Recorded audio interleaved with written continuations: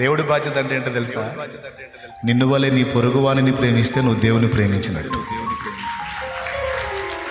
నిన్ను వలె నీ పొరుగువాన్ని ప్రేమించి వానికి ఉపచారం చేస్తే నువ్వు దేవుడికి చేసినట్టు.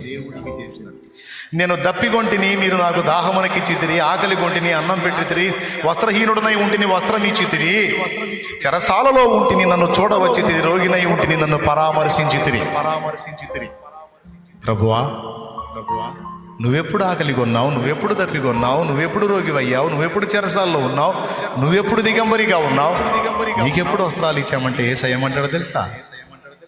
ఈ నా సహోదరులలో ఒకరికి మీరు చేసితిరి గనక మీరు నాకు చేసితిరి, ఈ నా సహోదరులలో ఒకరికి చేసితిరి గనక మీరు నాకు చేసితిరి అంటాడు యేసయ్య.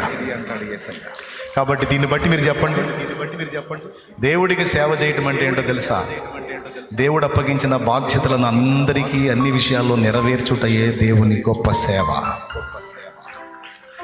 ఇవన్నీ సమర్థవంతంగా నెరవేర్చడానికే ప్రార్థన, వాక్యము దేవునికి అందుబాటులో మనం ఉండమని దేవుడు పిలిచాడు. ప్రార్థన చేయి, వాక్యం చదువు, సంఘ సహవాసంలో ఉండు, ఉపదేశం విను అని 4 ఎందుకు చెప్పాడో తెలుసా?